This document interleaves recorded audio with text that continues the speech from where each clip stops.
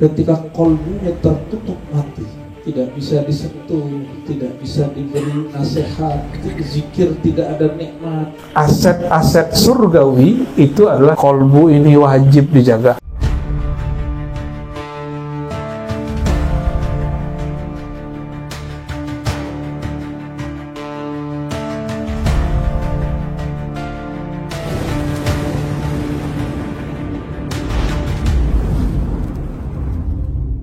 Ayat yang paling dekat tentang kolbu itu surat Al-Baqarah ayat 7. Allah bercerita tentang orang kafir dan munafik. Orang kafir cirinya di dalam surah Al-Baqarah permulaan hanya 2, tapi munafik lebih dari 10 ayat. Begitu sulitnya untuk mendeteksi orang ini munafik, maka ayatnya dibanyakkan Allah Subhanahu ta'ala. Tapi orang kafir cukup 2 ayat. Innal ladzina kafaru sawa'un 'alaihim a'andzartahum am lam tunzirhum la yu'minun. Orang kafir itu hatinya sudah mati. Engkau tegur dia, engkau nasihati dia, engkau biarkan dia, hatinya sudah mati. La yu'minun, mereka tidak akan percaya. Jadi yang disebut kolbu kafir, kolbu mati. Kalau dalam ilmu syariat, kafir itu dia ingkar kepada syariat Allah. Tapi dalam ilmu kerohanian, ilmu tasawuf, yang disebut kafir itu ketika kolbunya tertutup mati, tidak bisa disentuh, tidak bisa diberi nasihat, zikir tidak ada nikmat, maka disebut di dalam ayat ke-7-nya khatamallahu ala qulubihim. Allah khatam. Apa arti khatam? Allah khatam qalbunya. Apa arti khatam? Allah kunci hatinya. Wa ala sam'ihim, tidak hanya hatinya, juga sam'ihim, sama mereka, pendengaran mereka. Makanya orang yang kolbu mati itu nggak bisa dikasih tahu apa-apa karena sama pendengaran mereka sudah dikunci oleh Allah. Bahkan absarihim wa ala absarihim ghishawah, pandangan mereka pun diberi hijab. Yang dihijab bukan mata, tapi lain pandangan dengan mata. Mata alat zahir, ada retinanya, ya, ada semuanya lain. Kalau pandangan Allah tanam di dalam diri, itu sifat memandang, sifat melihat. Allah menutup, mengunci kolbu mereka, sama pendengaran mereka, absar mereka. Berarti telinganya masih bagus, matanya masih bagus, tapi pendengaran dan penglihatan mereka yang tidak tampak. Walahum azabun azim, bagi mereka azab yang besar. Kolbu apa yang disebut di Quran ini? Ini yang disebut qalbun mayyit. Mayit sudah jadi bahasa kita, ya. Moi lah begitu bahasa orang saya awet ya.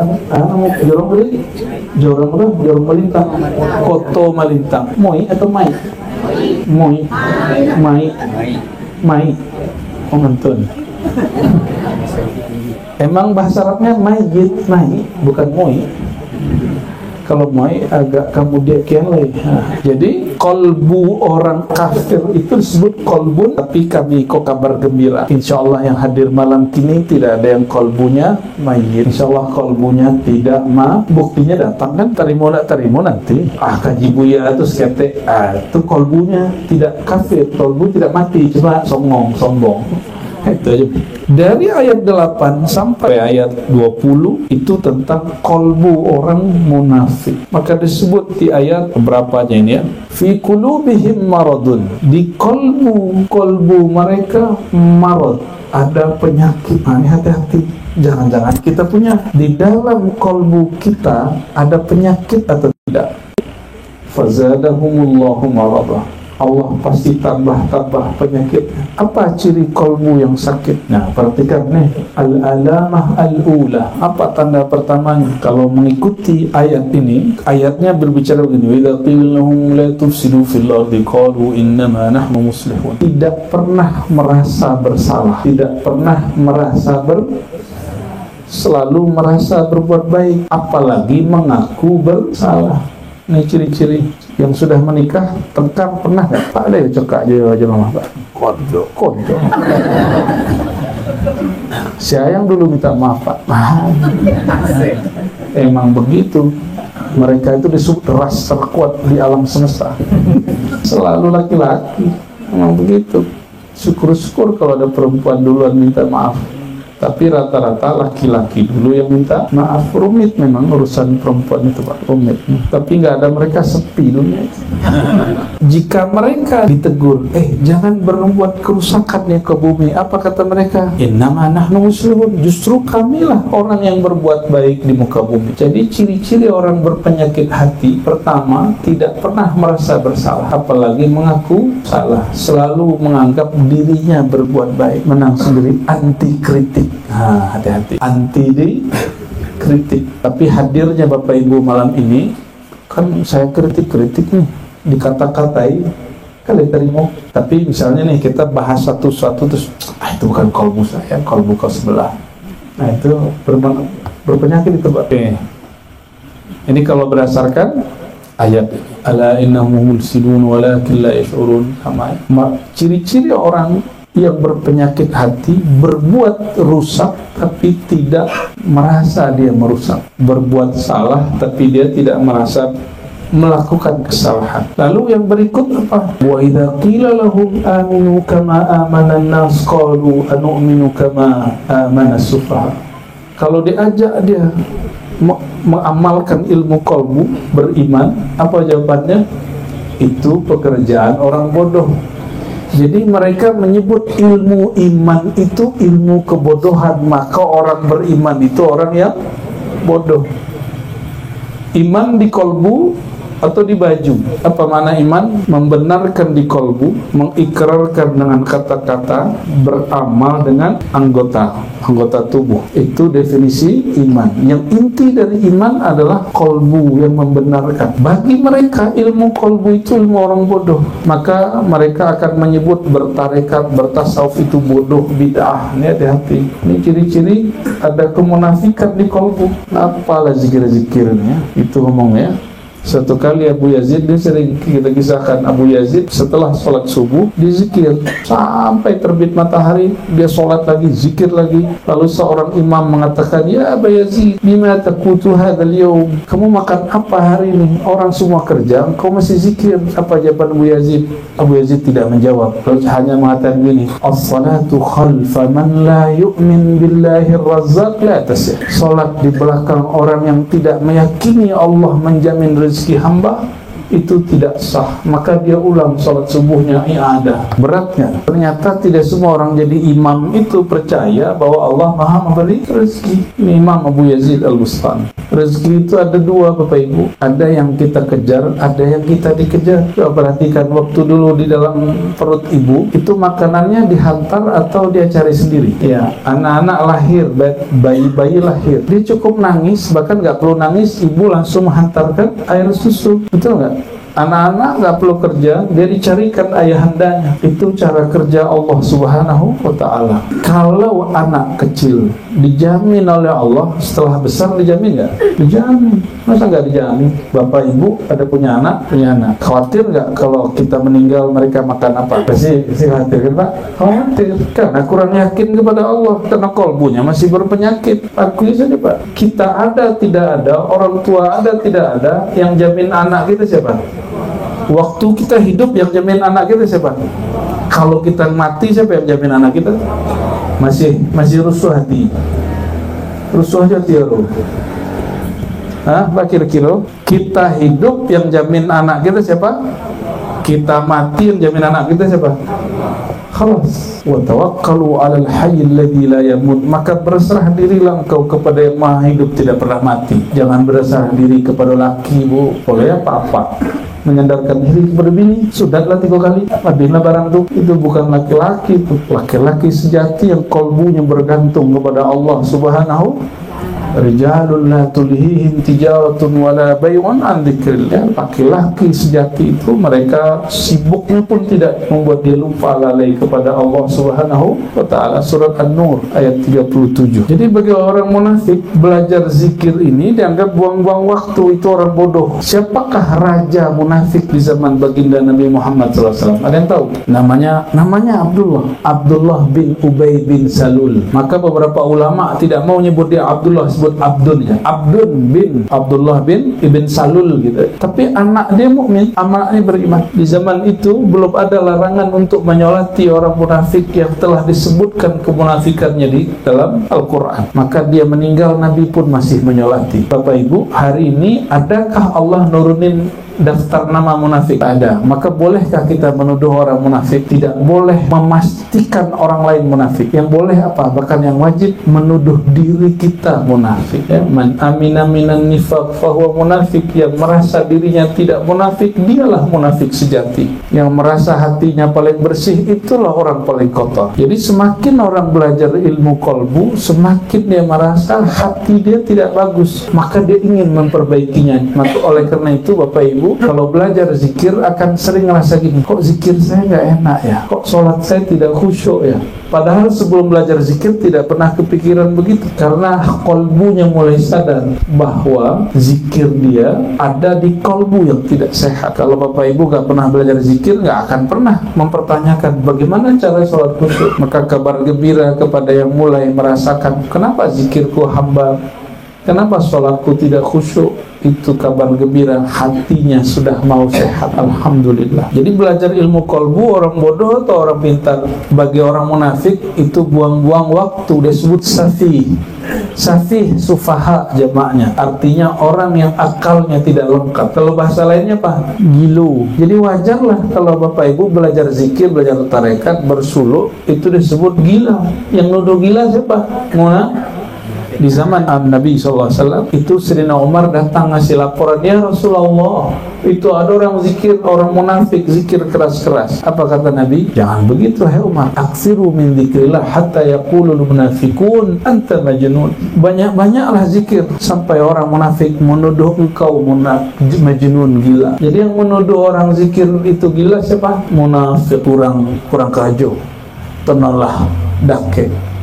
Allah Maha mendengar, masa dia adik-adiknya Pak Siwang kan beliau kalau zikir la ilaha illallah kurang kerja Pak. Jadi bagi orang-orang itu zikir keras itu zikir orang bodoh. Ini hati-hati, jangan-jangan kita munafik selevel Umar ditegur Nabi Muhammad SAW. Apalagi orang-orang yang hidup zaman ini, ada yang imannya lebih tinggi dari Sayyidina Umar? Kan gak ada. Tapi parahnya apa? Walakin, kata Allah, ala innahum humus safaha ala innahum humus, justru mereka itulah yang gila, mereka itulah yang akalnya tidak sempurna. Walakin, tetapi la ya'lamun, mereka tidak sadar. Jadi ciri-ciri munafik menganggap ilmu kolbu, ilmu zikir, bertarekat, bersuluk, hati-hati, itu sufaha, bodoh, bahkan gila. Tolong hentikan ada tuduhan-tuduhan begitu. Kalau tidak mengerti, cukup katakan saya tidak paham. Aman dong ya? Kalau tidak pernah belajar, cukup katakan saya belum pernah belajar. Ambo alun pernah masuk ke surau suluk. Beliau kok mimpin suluk sudah dari tahun berapa? 88.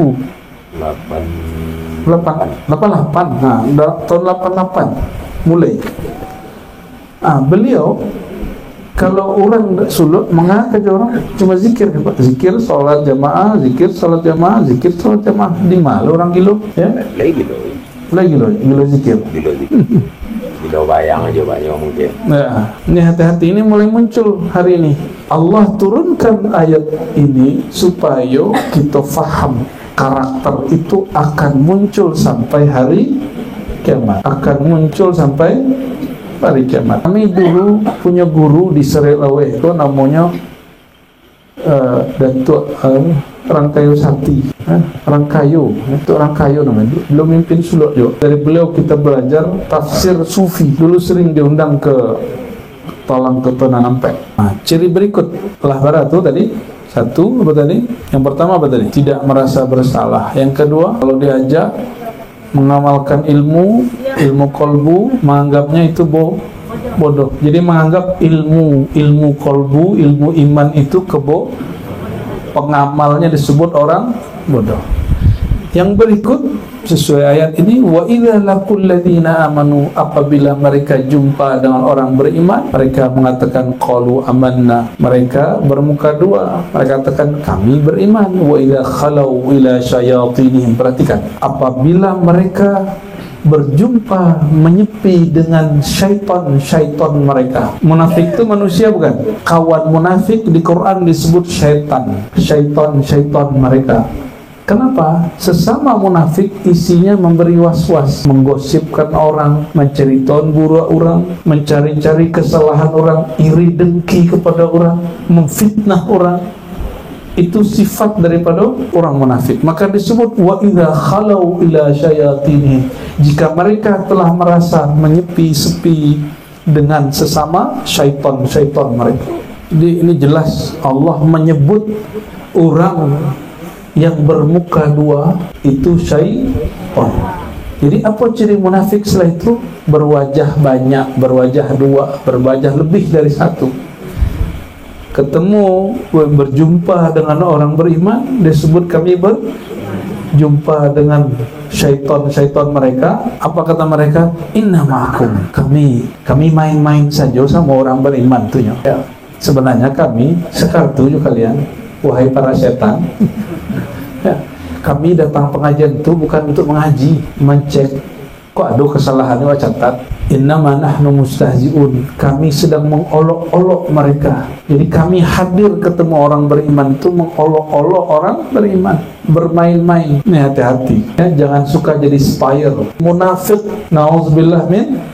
Maka hati-hati nih kalau ada anaknya yang bekerja di kepolisian, di tentara, hati-hati kalau dapat tugas jadi intel, hati-hati itu, karena kebiasaan berwajah banyak, jangan dibawa itu dalam beragama. Cukup itu dalam urusan duniawi, cukup dalam urusan duniawi. Dalam beragama cukup satu wajah kalbu menghadap kepada Allah Subhanahu wa ta'ala. Jadi apa ciri munafik? Berwajah banyak, bermuka dua kalau bahasa kita dulu ya. Mereka hanya mengolok-olok orang beriman, orang-orang belajar zikir. Satu kali guru kami Syekh Muhammad Salim Al-Kurdi dari Libanon, mufti beliau, Aminul Fatwa di Libanon, itu menceritakan ahwal gurunya namanya Syekh Husain Nusairan Al-Lubnani. Dulu seorang Syiah kau menghujat Abu Bakar, Umar, Utsman dan memuja Sayyidina Ali melebihi mereka. Syekh Husain Nusairan ini melihat orang Naqsyabandi sedang zikir di masjid. Jadi di Libanon, di Arab Syam itu Naqsyabandi diamalkan Pak, mirip-mirip tarekat Tuan Syekh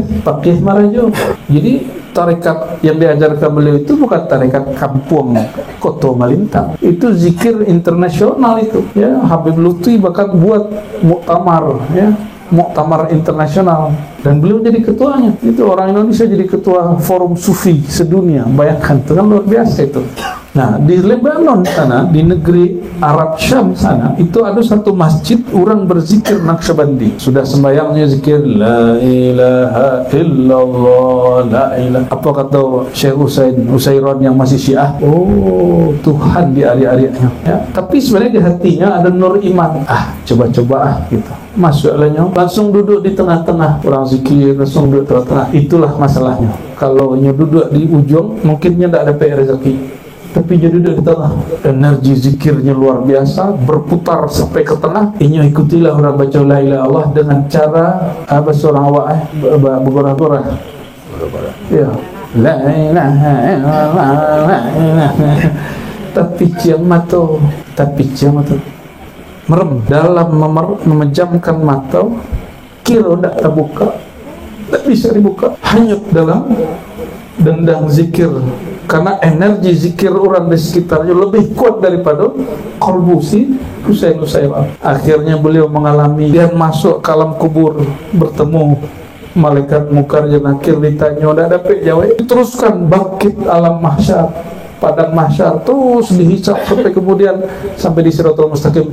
Kajatuhnya berjago, pas jago orang baru selesai la ilaha illallah Muhammadur Rasulullah sallallahu alaihi wasallam, baru jago. Di situ menangis melihat Tuan Syekh di depan, kemudian setelah zikir dan menjadi murid dari Tuan Syekh. Alhamdulillah, untungnya masih ada nur zikir di kalbunya. Kalau tidak sudah, itu bukan kejadian lama Pak.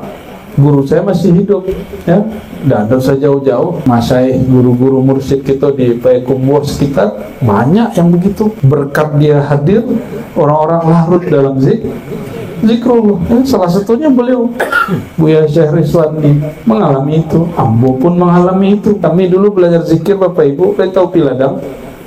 Tidak tahu wapatan KTP itu. Tahu Piladang dulu ada namanya Datuk Sati Hasan Basri gitu. Kami dulu situ mengaji tahun 90 sekian lah. Ya masih anak-anak itu lah. Cuma badan wak tinggi, wak tunjang sek, tinggi kurus tirus. Allahu yastahzu bihim wa yamudduhum fi tughyanihim ya'mahun. Kalau ada orang mengolok-olok zikrullah, kajian-kajian ma'rifatullah, Allah langsung balas. Ini perhatikan, Allah langsung balas.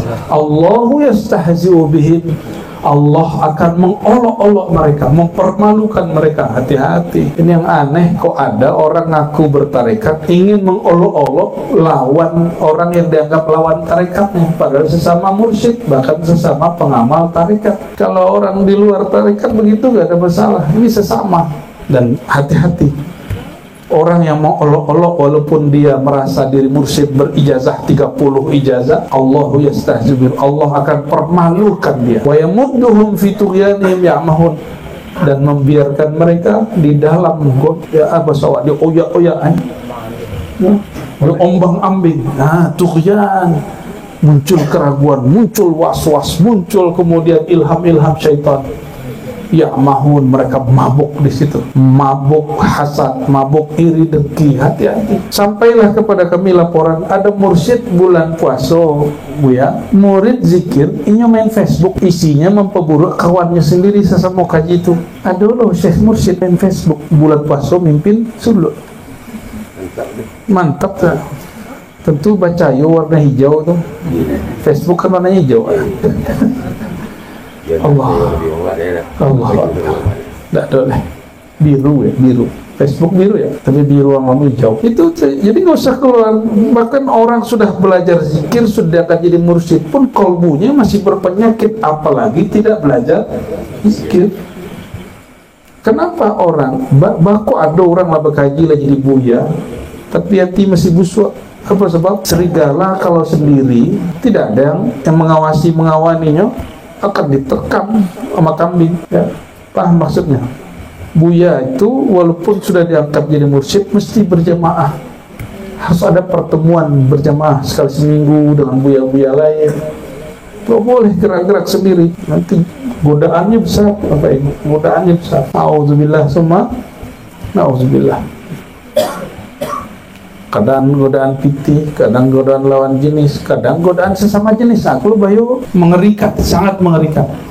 Maka jangan pernah mengolok-olok orang yang belajar ma'rifatullah, orang ahli zikir, walaupun kita beda faham, walaupun kita beda faham. Kenapa? Kontan, cash, Allah langsung balas. Allahu yastahzi'u bihim, Allah akan selalu mempermalukan mereka dan membuat mereka terombang-ambing di dalam keraguan kesesatan mereka. Cek Bapak Ibu, setelah mendengarkan aib orang, perasaannya tenang atau gelisah? Setelah menggosipkan, menggunjingkan orang, hati tenang atau gelisah? Coba deh berulang, coba lihat. Aneh ya tuh. Katanya berakal. Kata Nabi Muhammad SAW, al-mu'min, ya, seorang mukmin tidak akan jatuh kepada satu lubang dua kali. Oleh karena itu Allah kasih fasilitas namanya at-taubah, bertobat. Tobat dari dosa zahir, guys. Kalau munafik itu dosa zahir atau dosa batin? Dosa batin, dosa qalbu. Nah, sudah pernah belum diajarkan bertobat, istighfar dan dosa qalbu? Pernah diajarkan? Pernah? Kalau tidak, wajib belajar itu. Kalau tubuh badan wak sakit, mendemam, tidak bisa makan, di kamar dibawa ke dokter. Ya.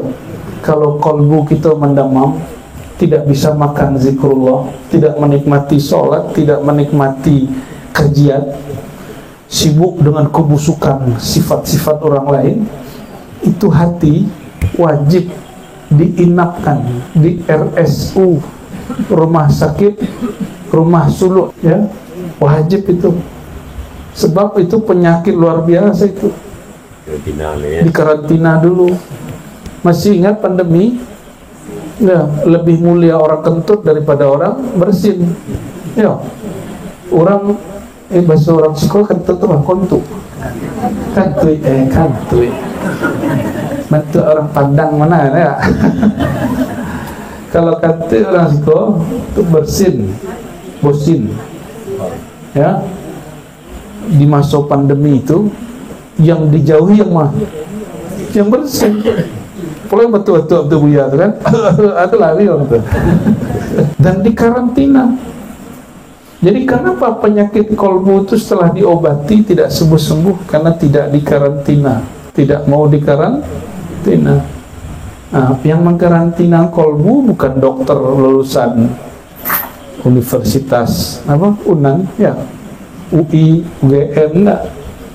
Universitas Tarekat Naqsyabandiyah, Tarekat Qadiriyah, Tarekat Samaniyah, Tarekat Syatariyah, tarekat itulah itu yang akan merawat kolbu yang sakit. Silakan yang punya tarekat apapun dimanfaatkan, diterapkan zikirnya, insya Allah sembuh hatinya. Insya awak datang ke dokter, dia GHB ada dokter tuh disimpan di saku 10 hari lebar suah. Paham maksudnya? Paham nggak maksudnya? Sakit datang ke dokter, sama dokter diresepkan beberapa obat, dibelilah obat tuh, disimpan di dalam saku, dibawa ke lebar suah. Baku enggak barang suah kali bawa. Paham analognya? Ngaji ikut pengajian di mana-mana, ikut mendengarkan pengajian. Kata buya, kata syekh, kata tuan guru, amalkan iko pagi sore, didengarkan YouTube-nya, ditulis, dibawa tasbihnya, tapi tidak dipakaikan zikirnya. Lebaran surah, sembuh hati wakdinya. Tidak, itulah kejadian banyak orang, kebanyakan pengajian. Lalu ciri berikutnya apa? Ya, ulaika alladzina ishtaraw ad-dhalalata bil huda. Mereka suka menukar agama dengan kesesatan, menukar zikir dengan hibur-hiburan, menukar kajian dengan gosip-gosipan. Ya, ini hati-hati. Kadang ngumpul-ngumpul di surau kah, di warung kah, di rumah, tapi kalau diomongkan yang dibicarakan keburukan orang lain, itu penyakit. Ini mohon maaf, kalau di Lapau orang bicara politik, membicarakan keburukan politik. Kalau di surau tidak ada pengajian, ini hati-hati, ini banyak surau gini, pengajian tidak ada, zikir tidak banyak. Apa yang dilakukan? Orang berkumpul membicarakan keburukan surau sebelah. Itu disebut masjid dirar, surau yang menyebarkan kemudaratan. Mesti dibersihkan itu, bukan suraunya dianjurkan ya. Fama rabihat tijaratuhum wa ma kanu muhtadin. Orang begitu tidak akan beruntung. Sebab apa? Membicarakan keburukan, mencari keburukan orang lain, itu merugi. Hadis yang masyhur, hadis Imam Tirmizi, bahwa Nabi SAW bertanya kepada sahabat, atadruna manil muflis, tahukah kalian siapakah orang yang bangkrut? Maka sahabat karena pedagang mengatakan yang bangkrut ketika dagang gak laku-laku, utangnya banyak dan lain sebagainya. Lalu Nabi SAW mengatakan, bukan itu. Bangkrut itu orang ketika dihisab nanti di akhirat, amalnya habis untuk menebus kesalahannya, membicarakan orang, menyakiti orang, mencari kesalahan orang, adu domba orang, sehingga habis semua amalnya, habis semua zikir-zikirnya, habis semua pahala sedekahnya. Lalu dipindahkanlah semua kesalahan orang itu kepada orang yang bangkrut itu. Itu yang disebut bangkrut. Fama rabihat tijaratuhum wa ma kanu muhtadin. Banyak yang datang kepada kami dari dulu sampai kini berguru kepada seorang syekh, guru, tuan syekh, kiai, lalu kecewa. Amalan guru, perilaku guru di luar ekspektasi, kecewa, sakit hati, akhirnya pindah. Datang, kebetulan ditakdirkan jumpa dengan kami. Apa yang diceritakan? Keburukan guru nalamu. Apa kami kalamkan? Sahabatku, saudaraku, jika engkau ingin berguru dengan guru yang baru, tidak usah menjelekkan guru yang lain. Itu dari tahun-tahun sekian kami mengatakan itu. Ternyata itu berulang. Kadang-kadang dua buya, dua syekh, dua kiai bertengkar itu karena murid yang begitu, Bapak Ibu. Hubungannya elok kok dua buya kok. Tapi si murid mengatakan, buya atau enggak? Buya itu dipekecein deh. Kiai itu awak berguru jadinya 3 tahun. Nggak ada yang hormat ke buya, di muka sih yang hormat ke buya, di belakang. Nah, mulai syaitan itu ya, yuwaswisu fi sudur, mewaswaskan pada manusia. Kalau dia seorang murid, hatinya sedang berpenyakit, maka seorang mursyid syekh yang kalau murid ada begitu, dia nggak boleh buang, dia harus sembuhkan itu murid. Gimana caranya? Ambil perjanjian dengan orang itu. Mulai hari ini kamu tidak boleh membicarakan keburukan guru yang lama. Gitu, Pak. Tapi asik nggak mendengarkan aib buya? Asik. Paling asik. Tanyalah ke beliau. Paling asik mendengarkan aib. Kalau aib orang awam biasa. Kalau buya punya aib, seru. Apalagi aibnya urusan lawan jenis, urusan piti, urusan korupsi. Tambah seru itu. Apalagi masalah ilmu-ilmu kesesatan. Tambah ajib itu. Nah, si murid kalau sudah kesyatanan, dia nggak sadar, wala ya'lamun wala yash'urun, dia tidak sadar dia sudah bagian dari syaitan itu. Dia datang ke guru yang lain, ingin ceriton keburukan guru. Nah, hati-hati. Banyak anak yang begitu. Kita termasuk anak. Gimana? Alhamdulillah. Iyo aja lah. Lain nama berjanji tidak membicarakan aib orang. Baik. Kalau melakukan tobat lalu sedekah, itu mengkafarahkannya. Tobat wa sedekah wa seadonya. Ada 10.000, 10.000, 20.000, 50.000, 10.000, 100.000 untuk mengkafarah, menebus itu. Itu dilakukan oleh Nabi SAW kepada beberapa sahabat-sahabat tertentu. Tobat wa istighfar wa, bahkan oleh para sahabat Imam Subki, Ibn Atta'illah, mereka mengatakan kalau kita menggunjingkan orang, mencari-cari kesalahan orang, kafarahnya kalau tidak punya uang, bacakan Fatihah, doakan dia. Bah kira-kira kajian tinggi-tinggi lah.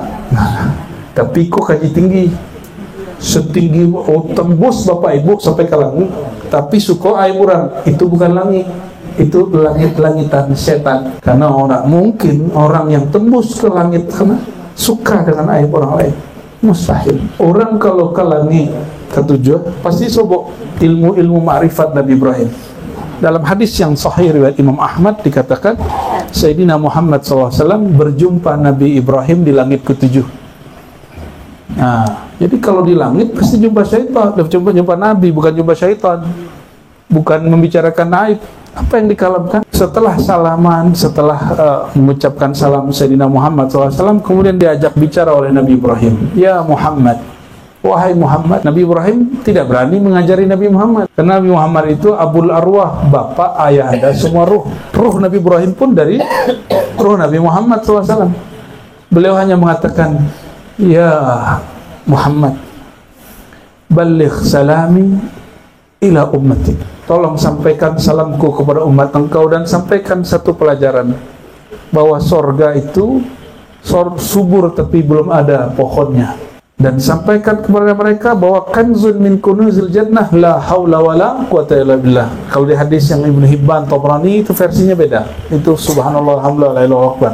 Kalau yang ini Nabi Ibrahim mengatakan kanzun, aset-aset surgawi itu adalah la haula wala quwata. Ciri. Jadi kalau betul orang-orang yang mursyid syekh kiai buya-buya itu memang naik kepada alam langit, pasti yang dibicarakannya marifat surgawi, bukan membicarakan keburukan orang lain, bukan kemudian sibuk dengan kesalahan tarekat orang lain. Ketika Ibnu Sayyad yang mengaku jadi Rasulullah Dulu murid Nabi, lalu mengaku jadi setara dengan Nabi Muhammad SAW. Apa kata dia? Ya Muhammad, ya Rasulullah. Manggil Rasul, ya Rasulullah. Ra'aitu arsy Rabbi. Aku melihat aras Tuhanku. Nabi tidak mengingkari dia melihat aras, tapi Nabi mengingkari dia mengatakan Rasulullah, aku Rasulullah gitu. Jadi pengalaman rohani tidak ditolak, tapi mengaku Rasul mesti ditolak. Bapak Ibu yang bukan Allah, lalu disebutkan di sini, masaluhum kamathalil ladzi istawqada nara falamma adaat ma haulahu dhahaballahu bi nurihim wa tarakahum fi dhulumatin la yubsirun. Ciri-ciri orang munafik itu hatinya gelap. Kalau hati gelap, lampu mati. Lain nampak di muka wak sia, belakang, kanan, kiri. Kalau lampu gelap, takut nggak? Lampu gelap jadi gelisah nggak? Maka ciri-ciri orang berhati gelap, jiwanya gelisah. Karena lampu gelap, kita jalan ke depan, ketabrak ini, ketabrak itu, akhirnya dia menabrak yang haram, menabrak yang syubhat. Itu mananya dhahaballahu binurihim wa tarakahum fi dhulumatin la yubsirun. Tidak ada nur di kalbunya, ya. Maka salah satu doa Sayyidina Muhammad SAW, hadis Muslim, beliau kalau keluar subuh hari, malam-malam, mau ke masjid, berarti sudah di akhir malam. Apa doa beliau? Allahumma ja'al fi qalbi nura. Ini doa kalau pergi ke masjid pagi-pagi, Pak. Ini hadis sahih. Ya Allah, terbitkan nur di kalbuku, di pandanganku, di telinga, di pendengaranku, ya, di dagingku, tulangku, darahku, hadapanku, belakangku, kananku, kiriku, atasku, dan jagalah aku dari siksaan dari bawahku. Minimal itu, ya Allah, terbitkan nur di dalam kalbuku. Bahkan di riwayat yang lain beliau mengatakan, Allah maj'alni nura, ya Allah jadikan aku adalah cahaya itu. Ini ingin kalbunya sembuh. Setiap subuh orang azan sudah baca doa azan, baca doa itu, Allah maj'al fi qalbi nura. Tidak bisa bahasa Indonesia, bahasa awak mah. Allah bisa tak? Mengerti tak bahasa Minang? Yo, nalik, le mengerti Allah bahasa Minang. Serius? Le ngerti Allah bahasa Indonesia? Bahasa orang Kota Melintang le ngerti Allah nak? Serius? Yo, nah. Yo bono. Yo bono ya. Allah mengerti semua bahasa. Berangkat ke masjid ke surau, ya Allah, tolong terangi kalbu hamba, pandangan hamba, pendengaran hamba. Kalau pandangan sudah diterangi Allah, orang akan melihat jalan kebaikan. Pendengaran kalau sudah diterangi Allah, dia tidak minat mendengarkan aib orang, tidak minat mendengarkan aib orang, nggak minat kita, Pak. Tapi kalau telinga, pandangan, pendengaran kita gelap, senang kalau ada orang menghantarkan kabar buruk. Datang orang ke Buya, datang orang kamu menceritakan Buya Riswandi ko, orang, Buya, malam tadi Buya Riswandi ko mengecek-ngecek dirinya seorang, dan nanti orang gilonya, nampaknya nyelata makan kaji banyak. Oh Buya, aduh domba dan itu. Kalau kita minat mendengarkan itu pertanda kolbunya berpenyakit, wajib diinapkan itu, Bapak Ibu. Tapi di mana akan diinapkan? Suruh suluk bulan puasa sebukanya, kecuali di negeri 1000 suluk itu, mereka buat suluk sepanjang masa. Summum bukumun umyun fahum la yarji'un. Sudahlah tuli bisu, ya, tidak dapat memandang. Apa yang tuli bisu tidak memandang? Kalbu la yarji'un, karena mereka tidak dapat memandang, tidak tahu jalan pulang, ya. Nauzubillah summa nauzubillah. Nah, itulah dulu. Jadi itu ciri-ciri kalbu munafik. Kita ulang dari awal. Pertama, tidak merasa lah dia yang menyatat tadi nak. Hebat nah hafalan orang Kota Melintang nak. Yang kedua, merasa selalu melakukan kebaikan, anti kritik. Yang ketiga, menganggap orang belajar ilmu kalbu itu orang bodoh. Yang ketiga, berwajah bermuka banyak dan suka mengolok-olok orang beriman, mencari-cari kesalahan orang beriman. Itu cukuplah itu. Itu ciri-ciri orang yang kalbunya berpenyakit. Sekali itu penyakit dibiarkan, dia seperti kanker, itu dia tambah besar, tambah besar, tambah besar, tambah besar. Oleh karenanya, Bapak Ibu, kalbu ini wajib dijaga. Mulai malam kini berjanji ke diri sendiri,